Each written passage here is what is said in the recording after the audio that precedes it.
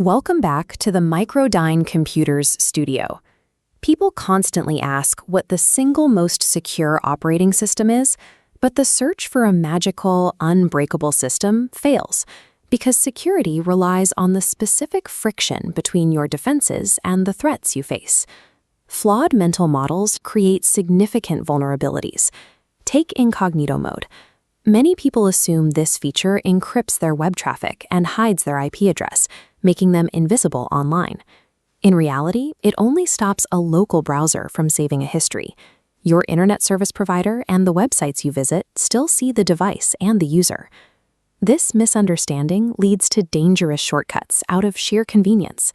One person might decide to put the passwords for an entire family, mom, dad, brother, and sister, into a single shared password manager account. If that one master password leaks, 5 different people lose their entire digital identity at once. The landscape changes when adversaries stop attacking code and start attacking your history. Armed with cheap, off-the-shelf large language models, a harasser or employer can now scrape years of mundane, pseudonymous posts on platforms like Reddit or X. The AI identifies weak signals, a local slang word, a time zone habit, a mention of a landmark, and intersects them until they point to one specific person. This is why the Electronic Frontier Foundation advocates for threat modeling. Instead of looking for the best software, you start with these 5 questions. What do I want to protect? And who do I want to protect it from? Because adversaries use AI to aggregate these seemingly harmless data points, everyone is a target. A personalized threat model is the only legitimate starting point for cybersecurity. We can apply this model to the top of the technology stack, the human user. No demographic highlights the need for behavioral defense quite like seniors. Cybercriminals target older adults due to perceived financial stability and a generally trusting nature. Scammers view these users as easy targets for fraud because they often have accumulated savings and may be less aware of specific online threats. These attacks exploit psychology. A scammer might send a fraudulent text message, known as smishing, impersonating a bank, or call pretending to be tech support, claiming a virus has infected the computer. They create artificial urgency to trick the user into revealing personal information or authorizing transactions. Protecting against these tactics requires behavioral countermeasures. Seniors should utilize multi-factor authentication, adopt long passphrases, and maintain extreme skepticism of any unverified request for information. This same logic applies to the home network. This diagram shows the topology of a smart home, where a virtual assistant hub acts as the central link between the user and external cloud servers. The attack surface is massive. Using the STRIDE framework, researchers map out how data flows.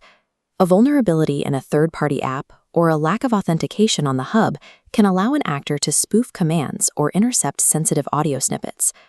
Despite the complexity of these digital maps, human awareness and secure device configuration remain the ultimate firewall. Now we move to the absolute bottom of the tech stack, the architecture of the operating system. Standard systems include inherent vulnerabilities and forced data collection. Windows 11 telemetry cannot be fully disabled on Home or Pro editions. macOS performs online OSCSP checks that transmit application names and IP addresses to Apple. And most Linux distributions lack native application isolation, meaning a compromised browser can potentially access your entire home directory. Tails OS addresses high-sensitivity threats by running entirely from a USB drive in the computer's RAM. Because it is amnesic, it wipes every file and forensic artifact the moment you shut it down, leaving nothing for a physical search to find. Winx prevents IP leaks through structural isolation. It uses 2 separate virtual machines, a workstation for your apps, and a gateway that routes all traffic through Tor.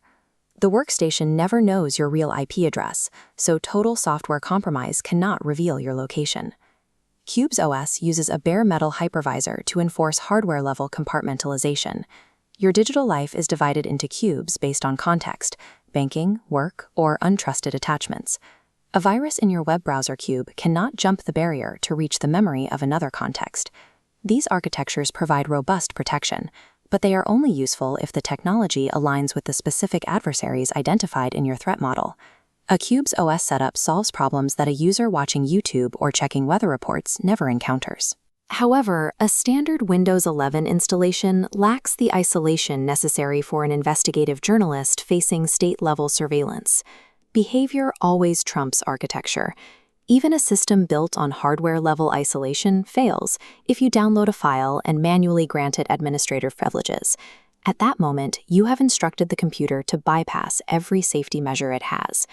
The core rule of cybersecurity is to identify your assets, acknowledge your specific adversaries, and build proportional defense layers from your own skepticism down to the silicon.